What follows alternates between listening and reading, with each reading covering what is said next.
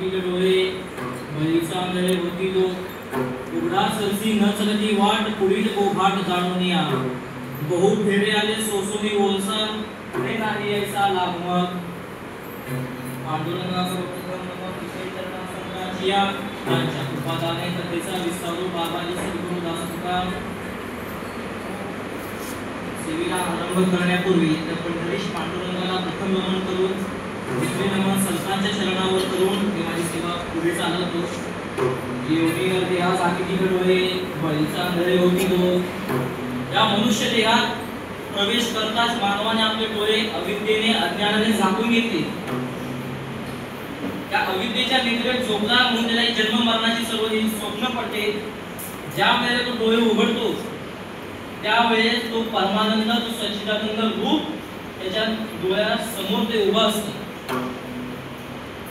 ती झोप नाही जी आपण घेतो शरीर धर्म आहे ती झोप घेणं साहजिक आहे. ती झोप घेतली 5 तास 6 तास माणूस झोपेतून चैतन्यवृत्त होतो तो जागा होतो. म्हणजे कसं की झोपलेल्या जागा करता येतं झोपेचं सोंग घेतलेल्या कधीच जागा करता येत नाही. तर उठायचंच नाही त्याने निश्चय केलाय सोंग घेतलाय म्हणजे त्याने निश्चय केलाय काही जरी झालं तरी मला आज उठायचंच नाही मी पडूनच राहणार. म्हणजे की झोपच आहे एक प्रकारची अविद्येची निद्रा बोलत होतो बुद्धा तो स्वरूपी बुद्धाची होती अविद्येच्या निद्रेत होता. अविद्या आपल्याकडे आहे म्हणजे कालांतराने जसं आपण पुढे पुढे जन्म घेत राहतो तसं आपला परमार्थ वाढेल आपली भाव वाढेल तसा तसा तो हळूहळू निघून जातो. दृष्टांत सांगायचा तर एक माता तिचं ज्ञान होतं तिच्या पुत्रांविषयी तिला प्रेम होतं. ऋषी कश्यपाकडून तिने पुत्र वरदान मागितलं. ऋषी कश्यपाकडून तिने पुत्र वरदान मागितलं पण ऋषी कश्यप बोले आई पुत्र वरदान मागतेस देतो मी तुला पण जे पुत्र होतील ते राक्षस कुळचे असतील ते वाईट वृत्तीचे असतील ठीक आहे ते चालेल पण यांचा उद्धाराचा मार्ग काय यांना मोक्ष प्राप्ती कशी होणार यांना परमात्मा प्राप्ती कशी होणार ते सांगा. ऋषी कश्यप काहीच नाही होते निघून गेले गर्भ धारण झाला 9 महिने झाले आता जन्म देणार पण आपल्या ज्ञान शक्तीने त्याने त्यांना आतमध्ये चढवून ठेवलं. किती दिवस 1 दिवस 2 दिवस 99 वर्ष ती 2 दिवसच्या पोटात राहिली. 100 वर्ष होऊन गेली ते त्यांना जन्मच लागू दिला नाही. त्यांना जन्म होऊ दिला नाही. ऋषी कश्यप परत आले बोले माता तुला जन्म का नाही लागू दिलेस बोले त्या दिवशी मी तुम्हाला विचारलेलं त्यांचा उद्धाराचा मार्ग काय तुम्ही सांगितलं नाही. आज यांचा उद्धाराचा मार्ग मोकळा करा त्यांच्या मेना जन्माला घालणार नाही.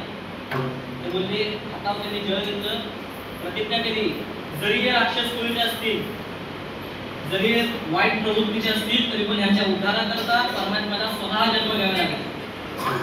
ही 2 मुलं जन्माला आली. त्याच्यातला एका मुलाच्या जिथे आपण काजळ लावतो तिथे 180 मण सोनं जडलेलं होतं. दोन नाही बरं का 180 मण सोनं जडलेलं होतं म्हणून त्याचं नाव हिरण्य आणि हिरण्यकश्यप असे त्यांची नावं पडली. त्या मातीकडे ज्ञान नव्हतं का होतं ना ज्याकडे ज्ञान होतं म्हणूनच तिने त्या मुलांना जन्म घालू दिला नाही का कारण तुला माहिती आहे हे जर ह्या जन्ममरणाच्या चक्रात अडकले तर त्याच्यात माझं नाव जाईल त्यामुळे त्यांचा उद्धार करणं त्यांना संस्कार देणं ही माझी जबाबदारी आहे. पहिलाच आपला उद्धाराचा मार्ग मोकळा करून ठेवला. आता जर का तिच्याकडे ज्ञान होतं बाबा आम्ही कसं काय प्राप्त करायचं हा प्रश्न पडला तर उत्तर बोलायला नाही. वाल्मिक रामायण लिहिणारे वाल्मिक कसे होते ते ब्राह्मणाचा मुलगा कोळ्याच्या संगतीत राहिलेला. ब्राह्मणाचा मुलगा कोळ्याच्या मुलासोबत मासे मारायला जायचा.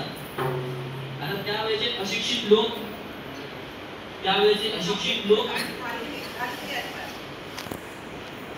घडत ना घेऊ शकत नव्हते म्हणून ते सर्व वाद्या म्हणायचे त्याला आणि कोळ्याच्या संगतीत राहिल्यामुळे त्याचं नाव पडलं वाद्या कोळी. मासे मारून पैसा मिळत नाही म्हणून त्यांनी माणसे मारायला चालू केली. एक माणूस मारला की एक उडीदाचा दाणा एका रांजणात म्हणजे जे का मडक्यात टाकायचं. 7 मडकी भरली माणसं मारून मारून. ब्रह्महत्येचं महापाप त्याच्या डोक्यावर पडलं. नारद मुनी एकदा त्याला वाटेत भेटले आणि मारायला त्यांना ते बोलले थांब, मला मार पण आधी माझं ऐकून घे. तू ज्यांच्यासाठी एवढं पाप करतोय ते तुझ्या पापाचा भागीदारपणा घ्यायला तयार आहेत का? तयार असतील तर इथं स्वतः मी तुला स्वतःचे माझा जीव तुला मी अर्पण करून दे. आणि विचार तयार आहेत का पाप घ्यायला? हे विचारलं. पण ते बोलली नाही का तुम्ही घरातले करता पुरुष आहात, तुम्ही कसं कमवता, कुठल्या मार्गाने कमवता ते आम्हाला काय करायचं? त्याच्याशी आमचं काही घेणं देणंच नाही. ते तुमचं कर्तव्य आहे की तुम्ही आम्हाला पाळायचे, तुम्ही आम्हाला पोसायचे. संसारातून मन उठलं. नारद मुनीच्या पायात जाऊन पडला. आता हे जे माझ्या डोक्यावर जे पाप लागले त्याचं मी करू तरी काय? नारद मुनी बोलले ते बस, राम राम म्हणून बस इथे, मी तुला एक वर 2-3 दिवसात मी परत येईल. तिकडे राम राम म्हणत बसला, त्याच्या तोंडातून राम निघेना. मला मला मला बोलत राहिला आयुष्यभर.